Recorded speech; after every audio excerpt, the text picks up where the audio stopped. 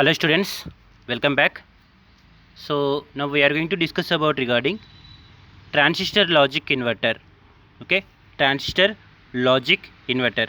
So as the name indicates that it performs inverse operation. Okay, so whatever the input, that will be the inverse of input.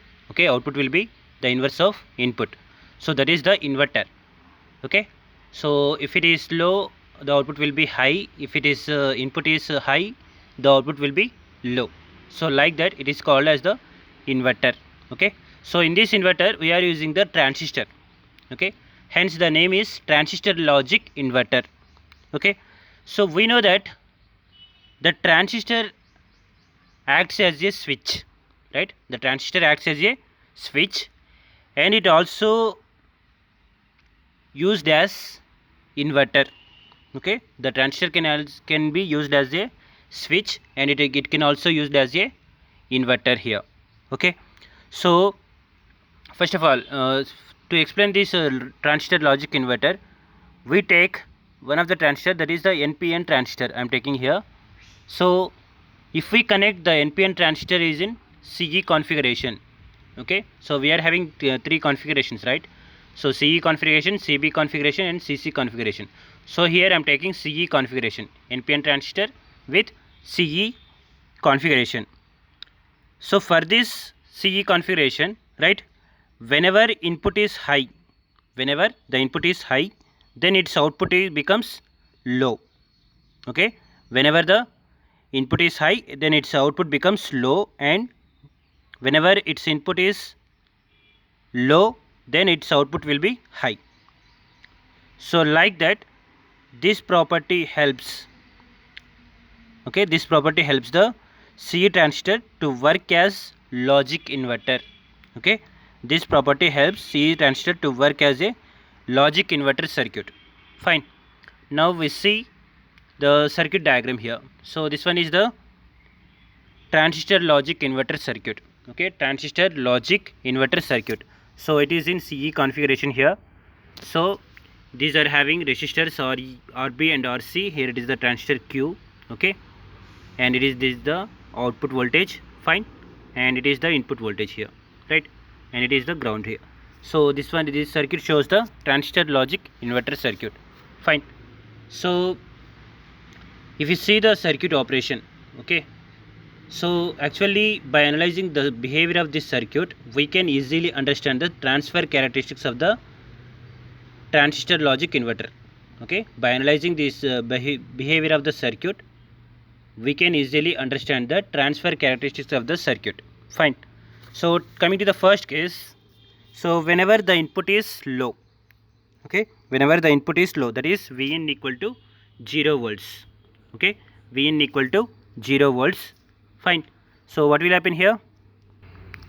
So here the base to emitter junction. Okay, the base to emitter junction.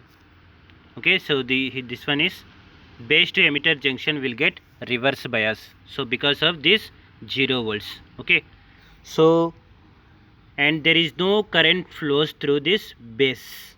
Okay, the no current flows through the base region, and the collector current also becomes 0. Okay, the collector current also becomes 0. Okay, so in this condition, the transistor goes under cutoff region. Okay, the transistor goes under cutoff region. So in this condition, the transistor behaves as open switch.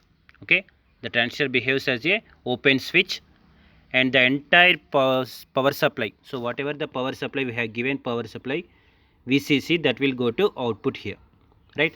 That is Vout equal to VCE. Okay, whenever Vin equal to 0, the output voltage Vout equal to VCE, that is equal to 5 volts. Okay, so in next condition, if you take the second condition, whenever the input is high, right, that is Vin equal to plus 5 volts. Fine. Whenever Vin equal to plus 5 volts, the base to emitter junction will be forward biased. Okay, and the transistor enters into saturation region. The transistor enters into saturation region. Under this condition, the transistor acts as a closed switch.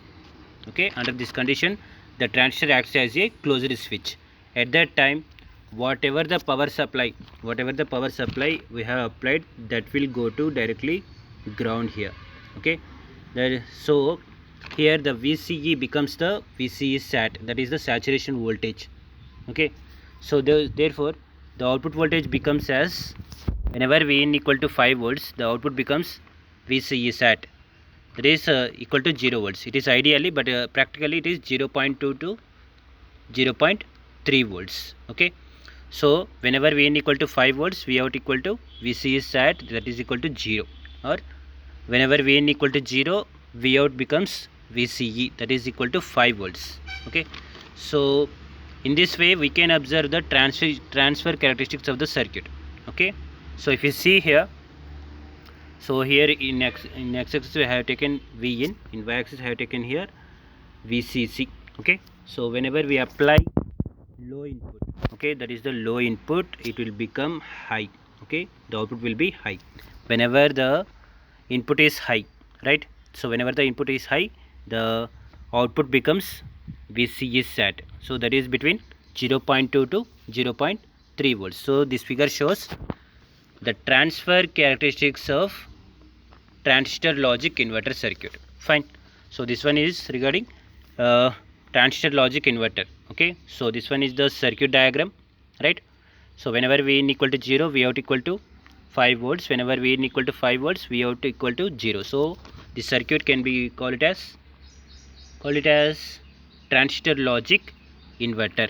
Okay, so the circuit we call it as transistor logic inverter. Okay, thank you all. Thank you.